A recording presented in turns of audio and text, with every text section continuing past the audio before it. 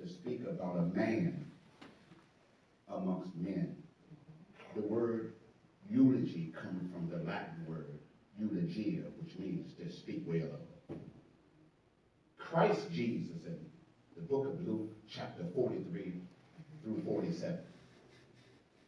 Jesus said, you judge a tree by the fruit that it bears, and you judge a man by his works.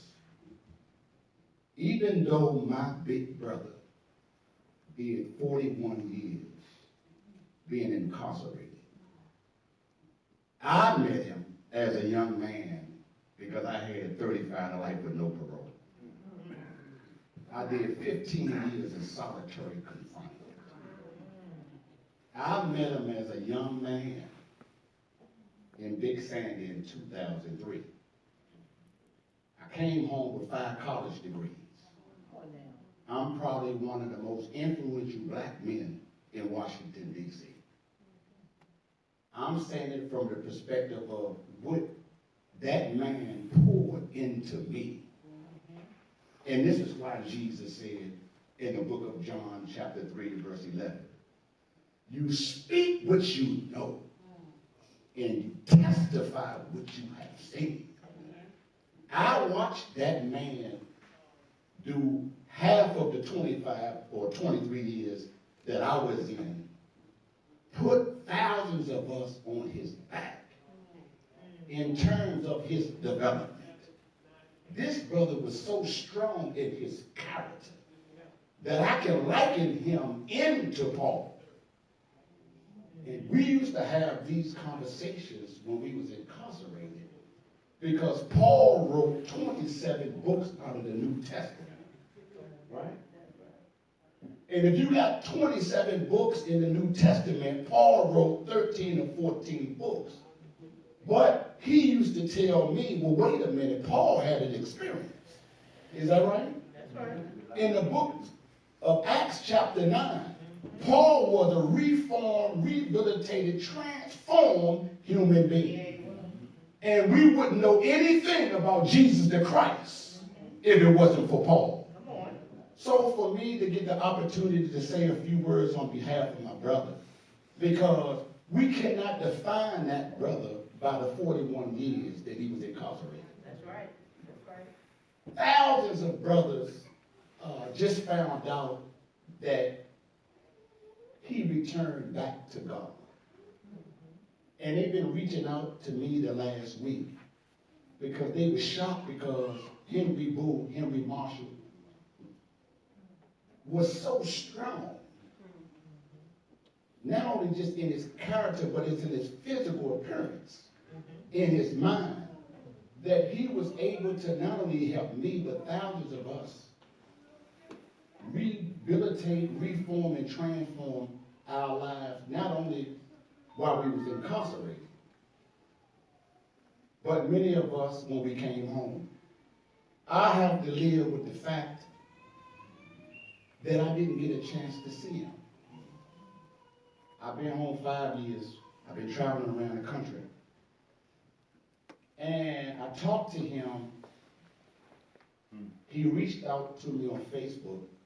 One of the reasons I'm one of the most influential brothers in the city, because the last 5 years I've been on my own, having free stop the killing, free concerts and events on my own.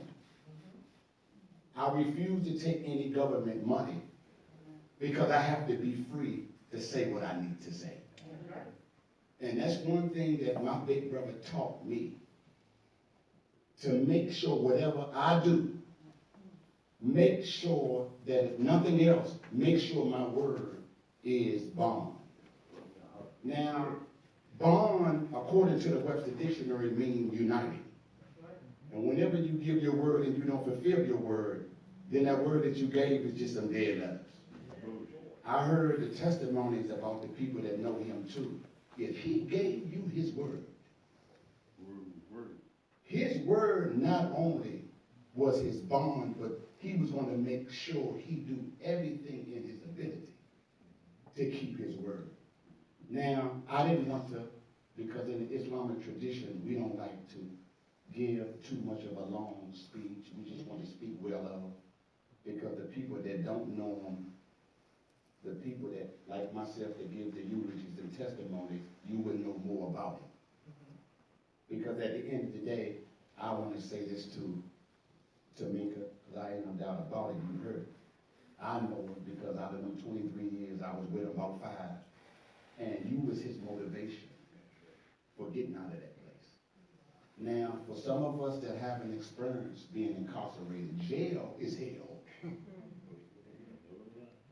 This man was around the most criminally insane minds of the society.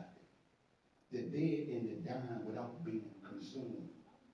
That means that he had to be so strong to go against the gravitational pull of that world to make it home, to help young men like myself leave out of that place and be an example. As a matter of fact, I'm a case study. I'm around Barack Obama now. I'm around the House of Representatives and the Senators, Mayor Bowden, and the rest of them.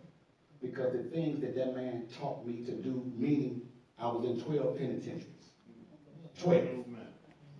We were so strong that they couldn't do nothing but put me in solitary confinement because we were so strong. That strength came from my brother. And to come home and to continue to do that work to make our community a decent and safe place to live, because we used to study together. I got 2 cataracts behind my eyes. And he was one of the brothers that every time I would come out of solitary confinement, he was the first brother at my cell to make sure I was fine, because I used to study 8, 9, 10 hours a day for 20-something years. So even though we was incarcerated, we wasn't, because as Henry Boo would tell me, them people got our back, but they can't get our mind. And I'm going to miss, like, the family, Tamika, his fiancee, Venus, and as the Honorable Minister Lord Farrakhan taught us, because we used to feed on the Honorable Minister Lord Farrakhan videos and read the Bible and Quran to keep ourselves strong in there, because as Jesus said, in the beginning was the Word, and the Word was with God, and the Word was God, and that Word became flesh and dwelt amongst men. So that Word didn't stay a word, that Word became flesh. And this is what I would always take with me, my brother. Because that brother is so strong, and his character is so strong, and his spirit, and ain't no doubt about it, is a great shot to me. But for the family, you know, physically we can bury his body, but his spirit is going to continue to dwell with us as long as we live. And if you really want to hear from our brother, close your eyes and remember his laugh in his conversations, even his rebuking his arguments. So as I came before you, I leave you with the great words of peace. Assalamu alaikum.